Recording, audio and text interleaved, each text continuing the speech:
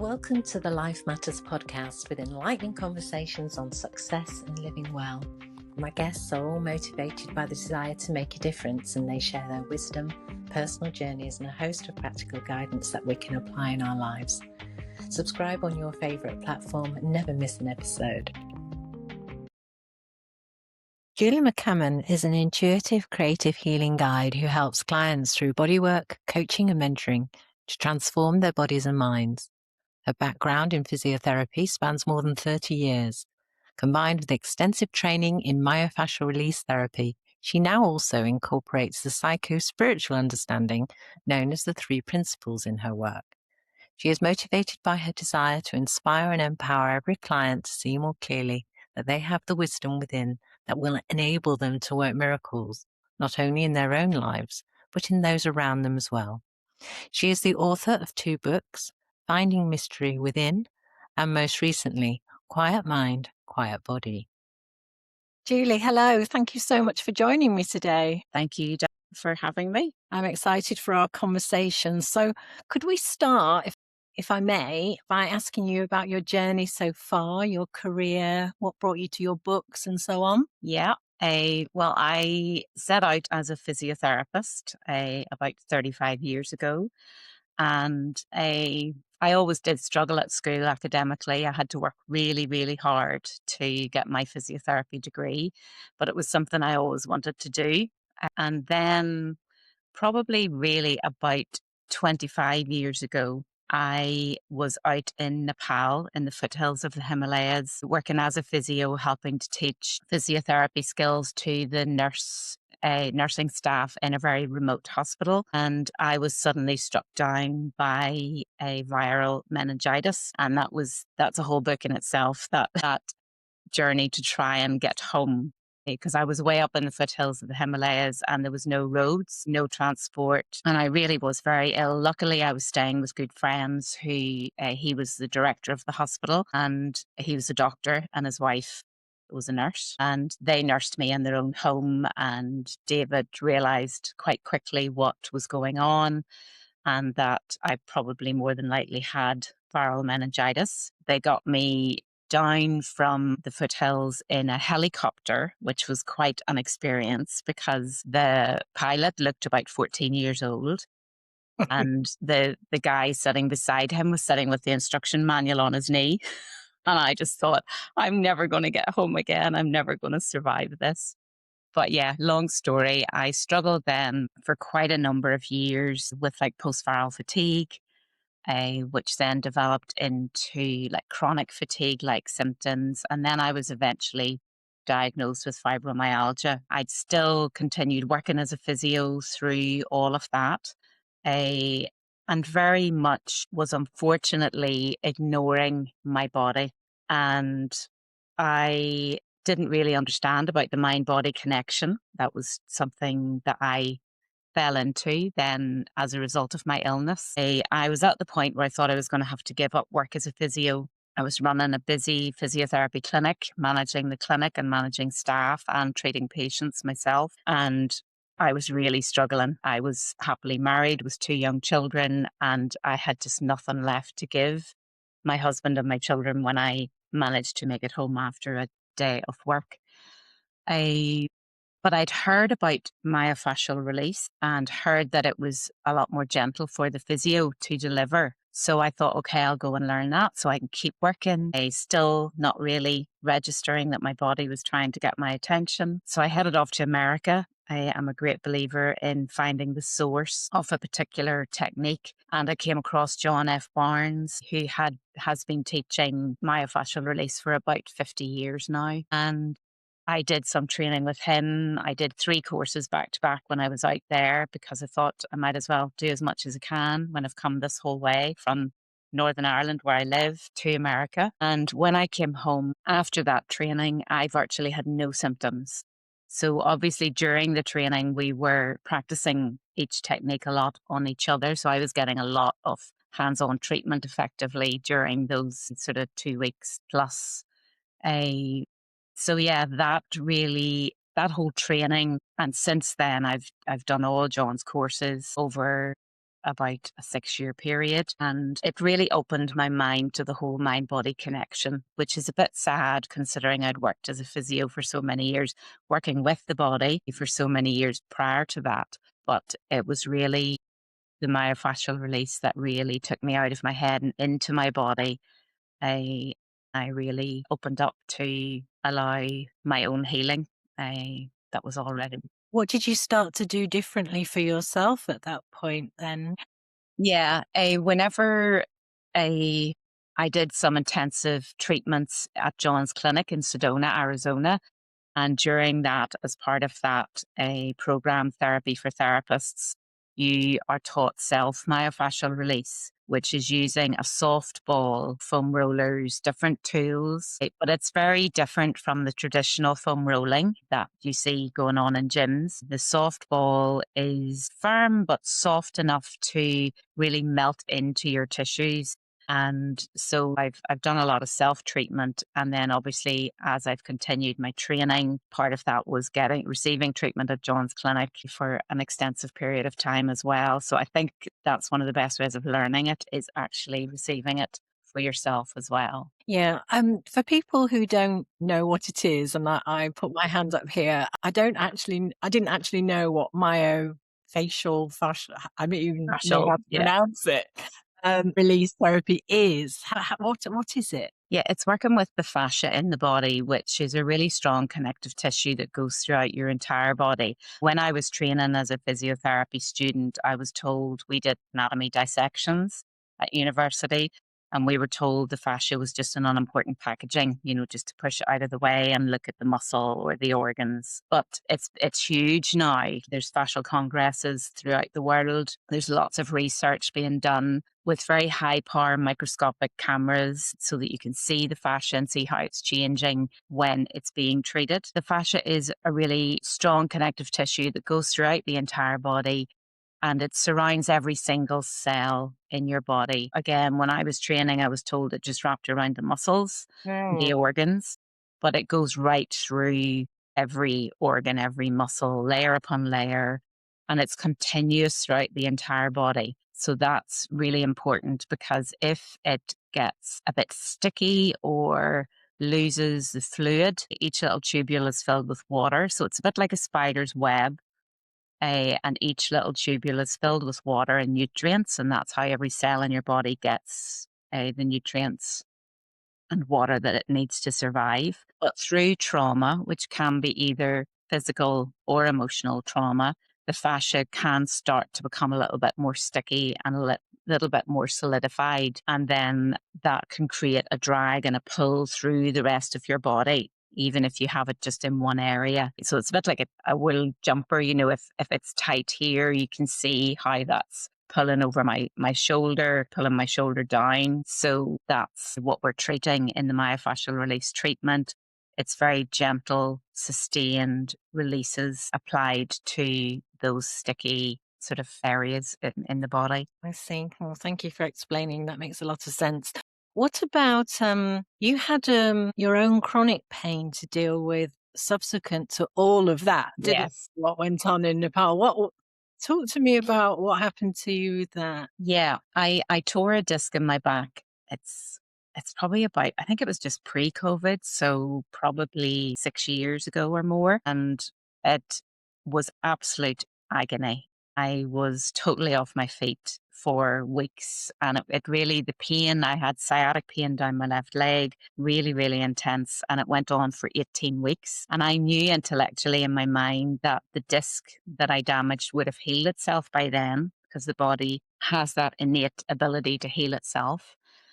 I I realize now, looking back, that I had got very fixated on fixing myself, because I'm sort of known as the woman that fixes people's backs. And I thought, if I can't fix my own back, how can I fix my patients? And I got stuck in a real cycle of very anxious thinking, almost catastrophizing. If I felt the slightest twinge, I could feel my whole body bracing. And it wasn't until one night I remember reading a poem on Facebook. I can't even remember what the poem said or what it was about, but it created enough space for me to drop out of my head, away from all those busy thoughts and thinking. And I remember going to bed that night and saying to myself, Julie, you're going to be okay, even if you need surgery. Because that was another thing. I was really petrified because I tell my patients to avoid surgery like the plague. And I would have felt like a real failure if I'd had to have surgery. So I was really resistant to that. But I went to bed that night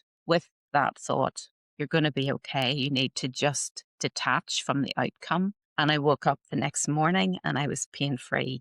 And that was the first time in 18 weeks. Must have blown your mind. It did.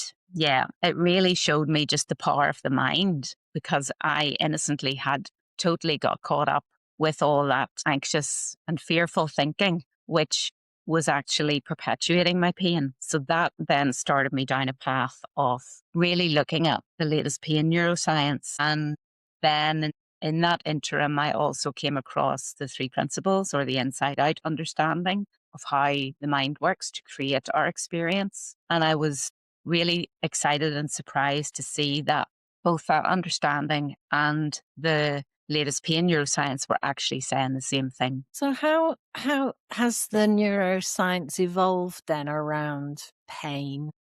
I'm curious to understand that. When I was at university 35 years ago, we were told it was a stimulus, like say you cut your finger, that the nerve endings send, the messages to the brain, and that's what creates the pain. It's the structural damage that creates the pain. But Right. now they're actually saying that pain is the brain's response to danger, perceived threat or danger. So there are many examples of say, for example, a car accident where someone maybe breaks both their arms, but they're able to get out of the car and lift their child out of the back seat to save their child, and they're not aware of any pain. So there's lots of anecdotal stories and research that now proves that all pain is produced in the brain. Has huge implications, doesn't it? And the treatment of them. And just actually, while she was telling that story, I was reminded when I was a little girl, I remember my dad having a road accident down a country lane in a van, and he broke his leg and he managed to walk all the way home. Um, and then he was, went to hospital and had broken his leg in goodness knows how many places, and was in plaster up to his thigh for goodness knows how long. But he had managed to get himself home, which Yeah. was amazing. So going back to the implications, so this must have revolutionized the way you work with your clients, I'm presuming. Yes, I was aware that a lot of patients that come to me have tried everything else and they hear about myofascial release and think, okay, that's something new. Let's give that a go. So a lot of them are in chronic pain. And I was aware when I just started exploring the three principles, I was aware that so many of my patients were caught in that real fear loop or anxiety loop about their symptoms, about how it was impacting their lives. Understandably, I'm not saying that in a judgmental way in any way, because I've been there too. But I realized that that was actually perpetuating their pain.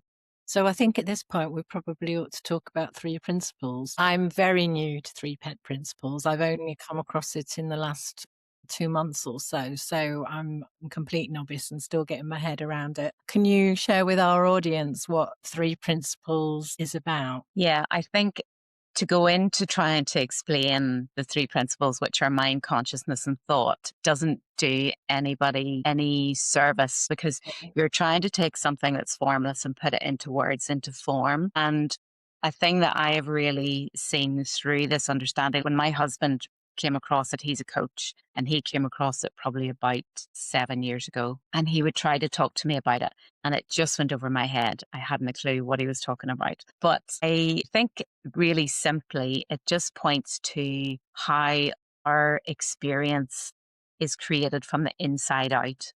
Two people might be in exactly the same situation, but have very different experiences. And the only variable in that situation is what's going on in Yeah, their own mind yeah, with their thoughts and their thinking.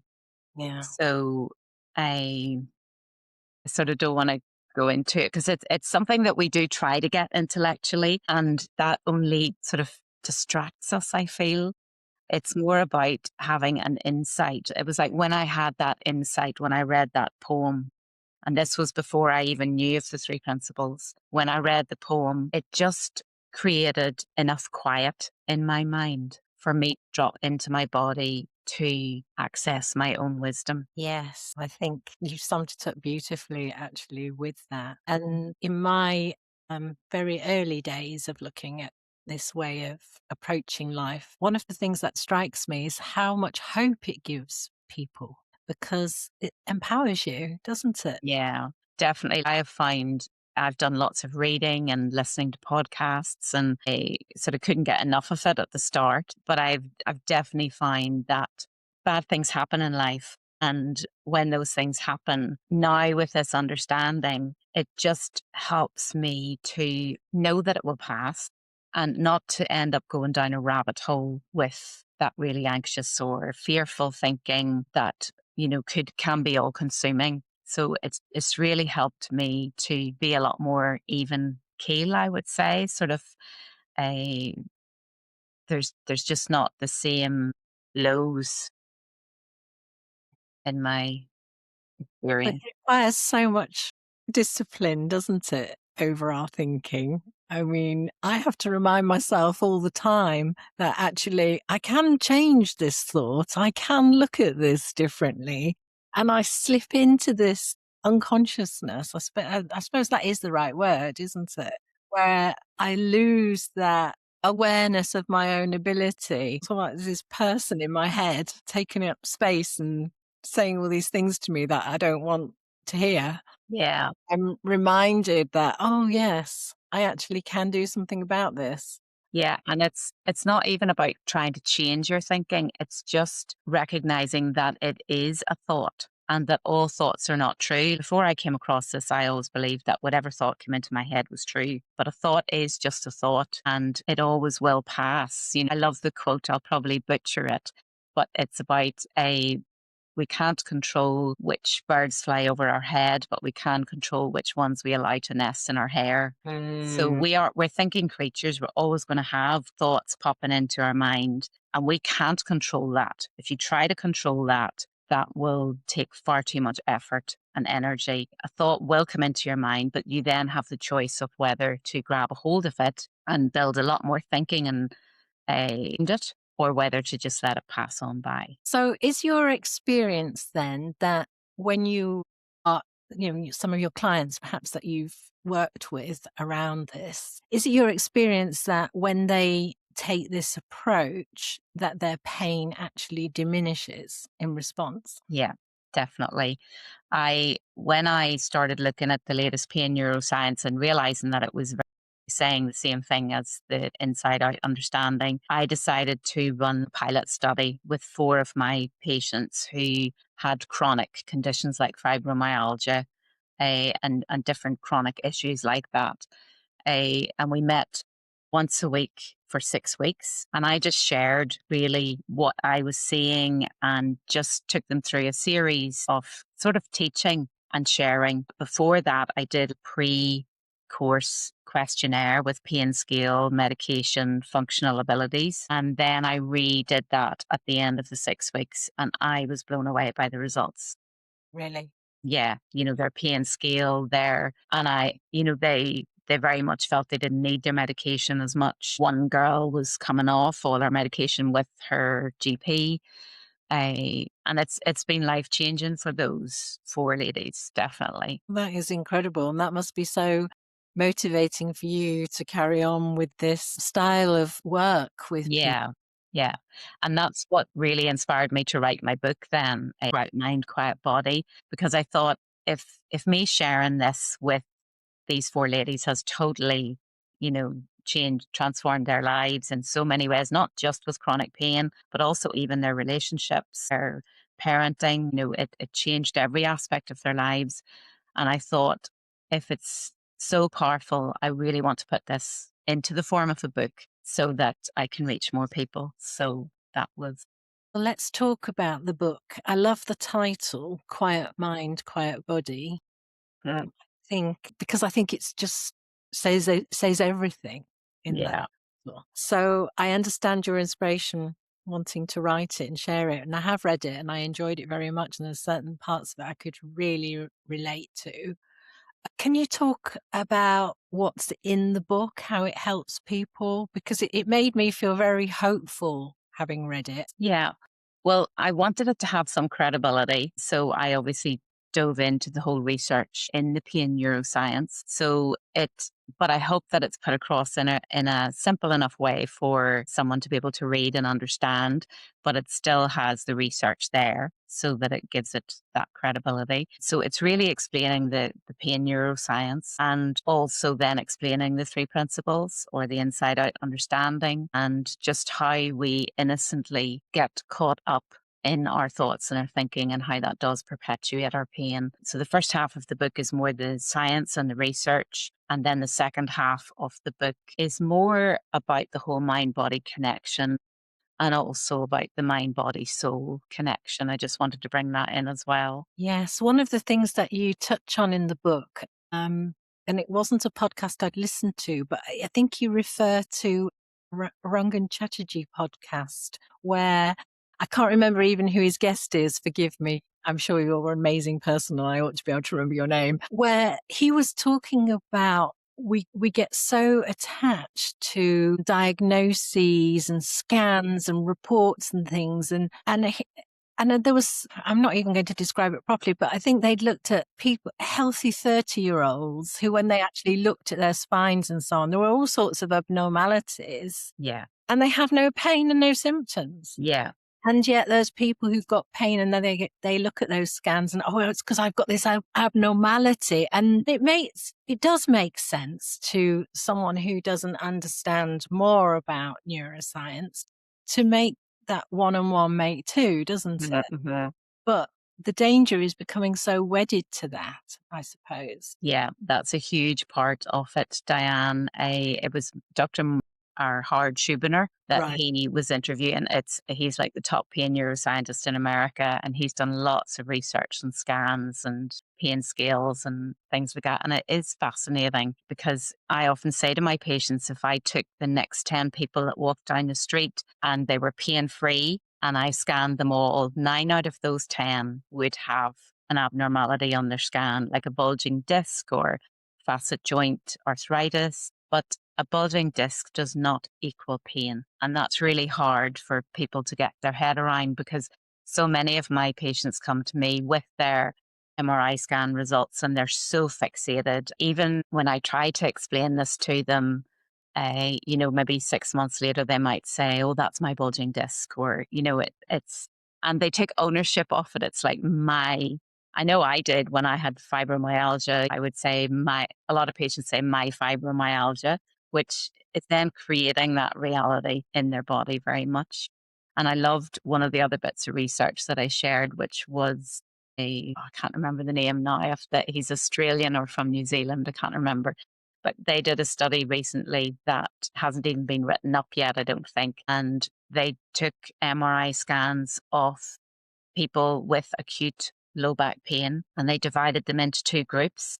And with one group, they told them every tiny detail that had shown up on their scan. And with the other group, they said, your scan is normal for your age. There's nothing sinister. And sent them away and then reviewed them 6 weeks later. And everyone in the group that was told in minute detail of every little thing that showed up on their scan were still in pain. But the other group, the vast majority of them were pain free. That's incredible. The power of that information and Yeah. that dialogue and so on. Yeah. I imagine with some clients, you tread quite sensitively in terms of the conversations, getting this idea across. Definitely. For that very reason. Yes. Yeah. Some people are very, very attached to it. And you do have to be gentle and caring as you try to nudge into explaining it to them. And some I don't for the first few sessions. I just do the myofascial release treatment. Yeah. But it's so important. We are our mind body. We're not a mind or a body.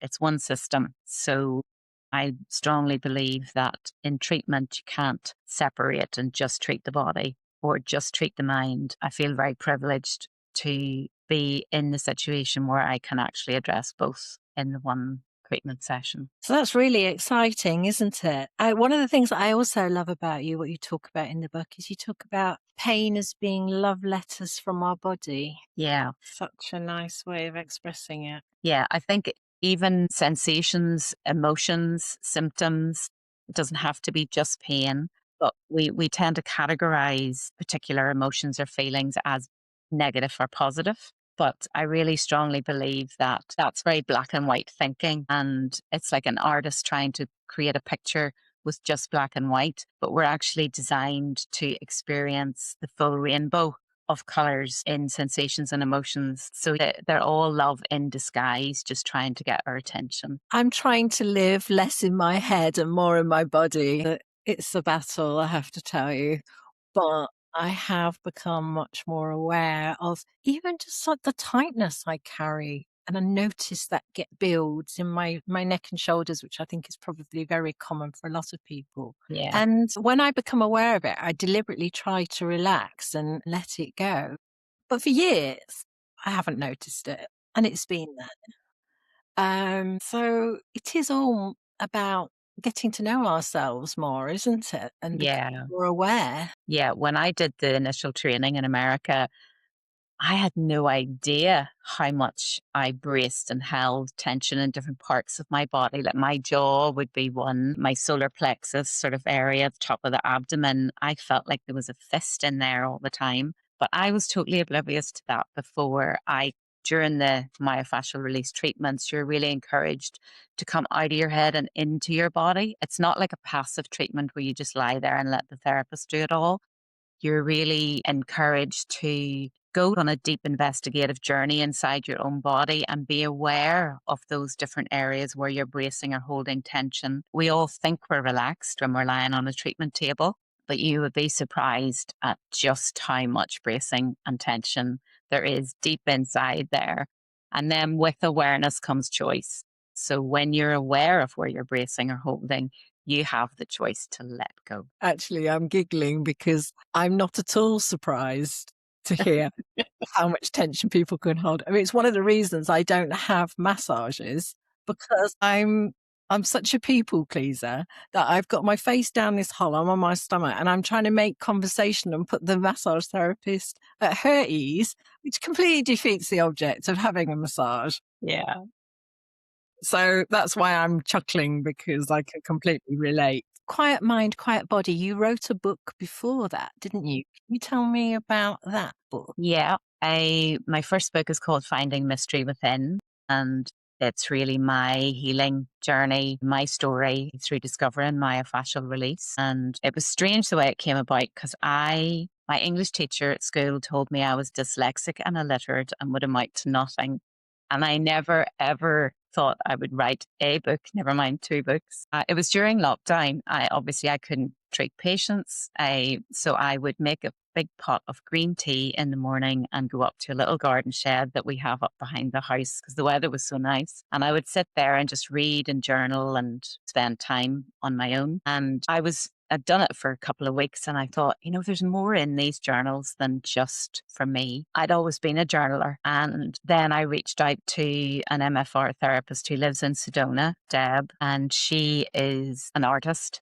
And she's a shaman and an MFR therapist, but she was running a 10-week conscious creativity program. And I reached out to her and I said, Deb, I know maybe your program's about for artists creating pieces of art, but I really have this notion that I would love to write a book.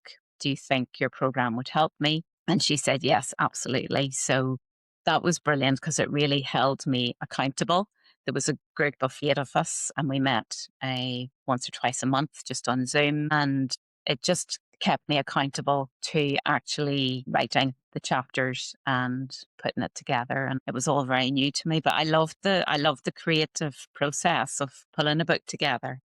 It's amazing. I have huge respect for anybody who writes a book, and you've written too. So that's incredible. I want to ask you about if you reflect on your life, maybe let's say the last 30 years. I'm always curious to know, um, Is there anything that you would have done differently? Or is it a stupid question? No, no. Like I always wanted to be a physio. Right. And I'm so grateful that even though it was through ill health or pain, that was how I found my path to the whole mind body connection. I wish I'd discovered it earlier, obviously. But no, like, career wise and writing my books and everything, I don't think there's anything I would have done differently. No. Yeah, I think one of the things might be that I wouldn't care as much what other people think. I think that's held me back in life. Amen. So, what's next for you in the coming months? I'm doing a retreat in the south coast of England in May, sort of a weekend with a friend, Tracy McErlane, who's a coach. We're doing a sacred dance of mind, body, and spirit retreat. It's the 15th to the 17th of May. And then I'm also doing another retreat in Albier, Spain, which I did last year, which I loved. And I've been invited back to do that again this year. And it's a quiet mind, quiet body retreat. And it's the 25th to the 27th. And if there's an overarching message from this conversation for our audience, what would you want them to take away from this? I think one of the biggest things that the ladies gained from the pilot study that I did was to realize that you're not broken. It's really just your body trying to get your attention. And we all have that innate capacity for healing and wisdom within. It just gets covered over by layers of our thinking. Yeah.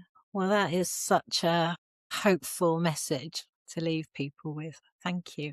If people want to connect with you and find out more about these retreats or your work and, perhaps even working with you, what's the best way for them to do that, please? My website is quietmindquietbody.com.